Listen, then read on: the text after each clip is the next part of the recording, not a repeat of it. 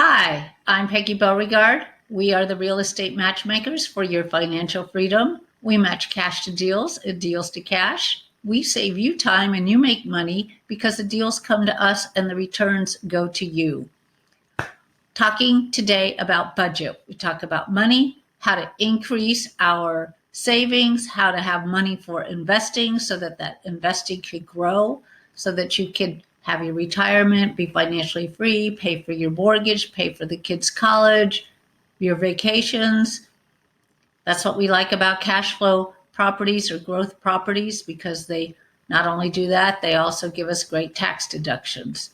And let's talk about a few things though before we even get to that. One is budgeting. How do you get to where you want to be? One is to have a budget.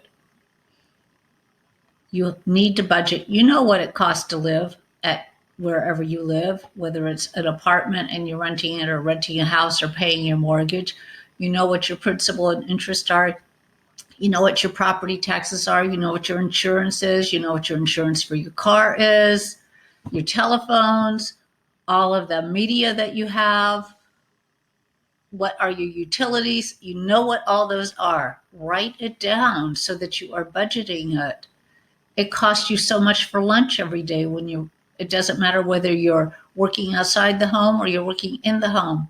That lunch is a budget. You have a grocery budget. What is your grocery budget? So you write all those things down. And then in that you could budget your savings.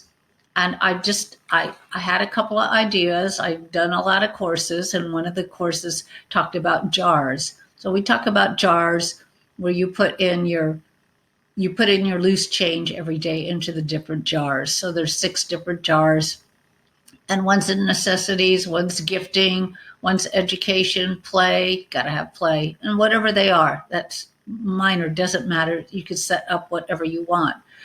The other thing is to teach your children about money. Whether you know about money or not, start teaching your children about money. You know how you're spending your money and you know what your expenses are. So, but you might think about the jars for your kids. I'm just going to use somebody I know that has a grandson that's like 5 years old now, and this has been going on for 2 years, giving him jars. He has 4 jars. The jars are spending, of course, the one he loves the most, gifting, one is savings, and one is investing. So he's got these 4 jars that he gets his 25 cents for each jar every week. So he gets $1 a week, not as an allowance, but he gets $1 a week. And then those go into the 4 jars and he puts it into the 4 jars. And he saves his money and he goes out and of course he spends it, right? But he's got that money sitting in the other accounts so that the money's always there. Think about that. If you always have money available to you. So the jars for kids, adults could do it too. And ask the questions of your children of what is important. You know, your kids are always coming to you and say, I got to have this, I got to have that. You know, you need to dive in deep about what it is, why, not just that they've got to have it, but what is it about that thing? What's driving that? Dig down so you can really get to know your children better. Is it because they want to be popular?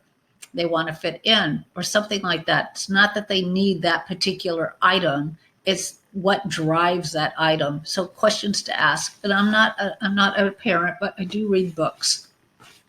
So the last clue I gave you came out of this. Oh, I don't have that book. The book is by Jim Margraff, and it's called How to Raise a Founder.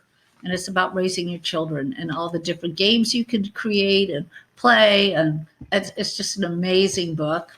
It's like $10 on Amazon. And then there's Beth Kobler's book, Kobler. So here's how to here we go. Make your kid a money genius, even if you're not. So it's a really good book. If you look over here on the side, it's got ages. So I was talking to a lady the other day, and I asked her what she's teaching her children about money. See, 13, 17. Oh, it's got to start earlier than that. Oh, yeah, way down here. 3 years old. See, cents. 5 years old, cents. And then it just moves up.